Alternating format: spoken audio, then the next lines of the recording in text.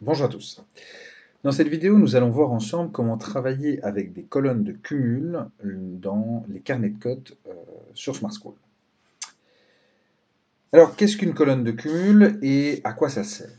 Dans les carnets de cotes Smart School, vous l'avez déjà vu en regardant les vidéos précédentes, vous avez la possibilité d'encoder vos évaluations de travail journalier et vos contrôles. Pour les contrôles, vous encodez par compétences. Pour les évaluations de travail journalier, vous encodez avec un seul composant, le composant travail journalier TJ. Cela veut dire que toutes les interros de la période que vous allez mettre vont s'additionner les unes aux autres, et puis la moyenne sera faite et la lettre s'affichera dans le bulletin.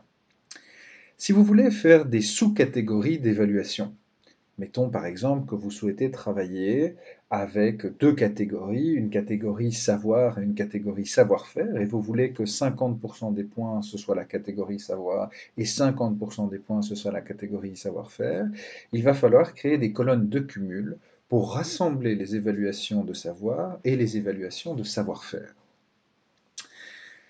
C'est ce que nous allons voir ensemble dans cette vidéo, et je vais vous montrer deux manières de réaliser ces colonnes de cumul.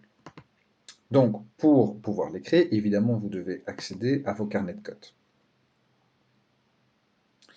Il y a deux manières de procéder. Soit vous avez encodé toutes vos évaluations et à la fin de la période, vous créez vos colonnes de cumul de manière à rassembler les évaluations de savoir et les évaluations de savoir-faire.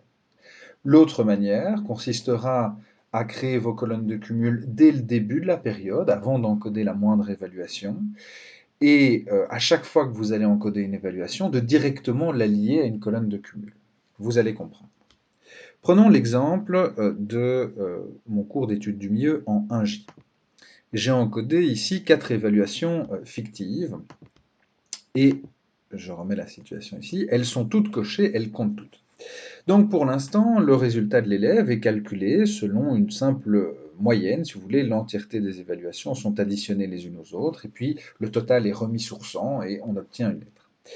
Je voudrais, dans l'exemple ici, créer deux divisions, une division qui serait la division savoir et puis la division savoir-faire. Je voudrais rassembler les tests 1, 2 et 3 dans une colonne de cumul qui est la colonne savoir, et puis le test 4 qui serait une évaluation de savoir-faire dans la colonne savoir-faire.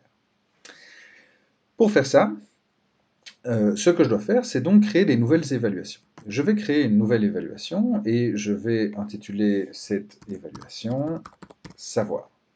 Je peux mettre l'abréviation S. Et on va dire que je vais mettre les points sur 50. Le composant reste TJ, je peux publier cette colonne, et je clique sur OK. Une fois que j'ai créé cette colonne, on dirait une évaluation standard. Pour transformer cette colonne en une colonne de cumul, c'est-à-dire une colonne qui va cumuler plusieurs évaluations, je dois effectuer un clic droit sur l'intitulé de la colonne. En effectuant le clic droit, je retrouve les informations que je viens d'encoder, mais j'ai la possibilité de cocher enregistrer cette colonne en tant que colonne de cumul. Je clique. Vous avez aussi la possibilité de mettre aussi dans d'autres périodes, mais vous ne devez pas le faire, parce que si vous le faites, cette colonne de cumul vous permettra d'encoder des évaluations lors d'une autre période, mais ça ne sera pas communiqué au bulletin. Donc vous ne cochez pas aussi dans d'autres périodes. Simplement enregistrer cette colonne en tant que colonne de cumul.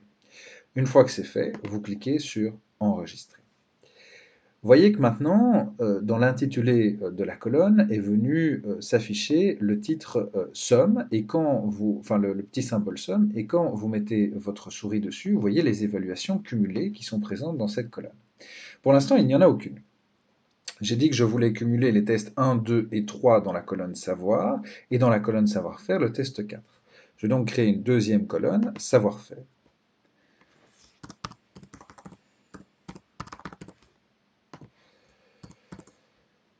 Je mets là aussi le total sur 50 parce que je veux une répartition 50-50. Et je crée mon évaluation et je vais l'enregistrer en tant que colonne de cumul. J'ai donc maintenant deux colonnes de cumul qui vont me permettre de cumuler mes résultats. Ce que je dois faire, c'est simplement cliquer sur mes différentes évaluations et j'ai la possibilité ici de choisir la colonne qui va servir de colonne de cumul. Donc je peux mettre associer cette colonne, par exemple ici j'ai cliqué sur test 1, associer cette colonne à une autre colonne de cumul. Je fais choisir et je dis tiens, ce test 1, je voudrais qu'il soit en savoir. Donc je vais bien cocher ma colonne S, ma colonne savoir. Je fais appliquer. La plateforme me dit attention, une ou plusieurs évaluations individuelles comptent déjà, cliquez sur OK pour éviter qu'elles ne comptent deux fois. En effet, si l'évaluation test 1 est comptée dans la colonne de cumul savoir, alors il ne faut plus la compter, il faut donc la décocher. Le programme le fait tout seul, comme vous le voyez. Je répète l'opération pour le test 2.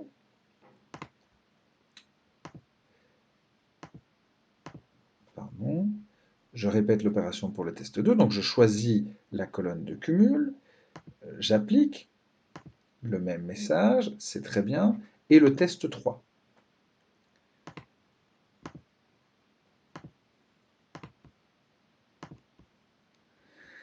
J'ai donc maintenant mes trois premiers tests qui se sont décochés, et j'obtiens un cumul de ces trois évaluations. J'ai le rappel ici quand je vais voir, tiens, effectivement, cette colonne cumule les tests 1, 2 et 3, ce qui me donne 34,2 sur 50. Je vais lier maintenant mon test 4 à la colonne de cumul savoir-faire, appliquer. Et cette fois-ci, on voit que le test 4 s'est décoché, il est lié à la colonne de cumul savoir-faire, 32,1 sur 50. Au lieu d'avoir une pondération simple, c'est-à-dire une addition des différentes évaluations et puis le total qui est remis sur 100, j'ai cette fois-ci remis mes trois premières évaluations sur un total de 50 dans une colonne savoir et ma dernière évaluation, mon test 4, sur un total de 50 dans ma colonne savoir-faire. Et donc, la pondération sera faite sur la moyenne de ces deux colonnes, savoir et savoir-faire. Cela me permet de modifier donc la pondération à l'intérieur de mes tests de TJ. Ça, c'est quand on réalise les colonnes après avoir déjà encodé des évaluations. Le plus simple, si on souhaite travailler comme ça, est sans doute de procéder de manière inverse, plutôt de créer ces colonnes de cumul avant d'encoder des évaluations. Comment est-ce que je procède? C'est assez simple. Je vais démarrer un carnet de code vierge ici. La première chose que je fais avant d'encoder des évaluations, c'est donc créer mes colonnes de cumul. J'intitule toujours une colonne savoir, que je laisse sur 50, et une autre colonne savoir-faire.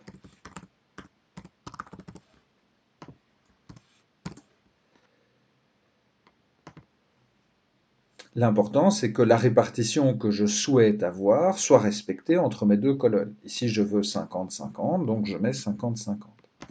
Chacune de ces colonnes, je vais ensuite les enregistrer comme colonne de cumul.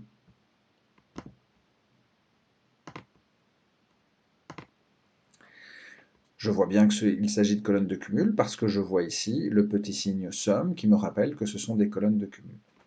À présent, chacune des évaluations que je vais venir encoder, je vais pouvoir les lier en les encodant directement à une des deux colonnes. Je crée par exemple une évaluation. Cette évaluation, je vais l'appeler les échelles.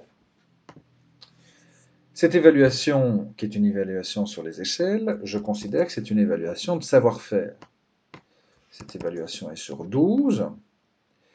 Et quand j'arrive à la ligne publier, juste après publier que j'ai coché, j'ai associé. C'est ici que je vais pouvoir directement associer cette évaluation que j'encode à une des colonnes de cumul. Je clique sur la petite loupe et je vois mes deux colonnes de cumul. Je dis cette évaluation est une évaluation de savoir-faire. Je vais donc cocher la colonne de cumul, qui est ma colonne de cumul de savoir-faire. Une fois que j'ai fait ceci, je réalise une évaluation qui, comme le petit message ici l'indique, n'est pas coché parce que les résultats vont automatiquement être transférés dans l'évaluation dans la colonne de cumul, et il me reste simplement à encoder les résultats. Vous voyez, j'encode les résultats,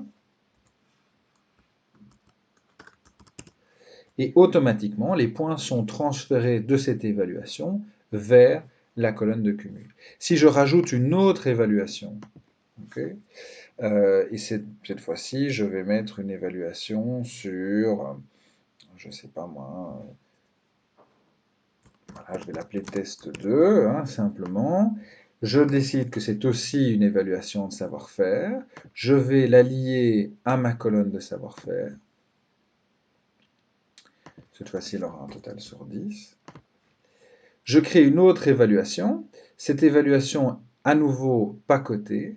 Mais regardez, si jamais je viens encoder des éléments ici dedans, mettons que je mets un 6 sur 10, hop, automatiquement, mes points dans ma colonne de cumul se mettent à jour. Donc les colonnes de cumul servent à modifier la pondération qui sinon est très simple dans le TJ, il s'agit simplement d'une addition des différentes évaluations remises sur 100. Je peux créer une pondération moi-même dans mon TJ en créant des colonnes de cumul, soit après avoir encodé mes évaluations, soit avant d'avoir encodé mes évaluations. Voilà.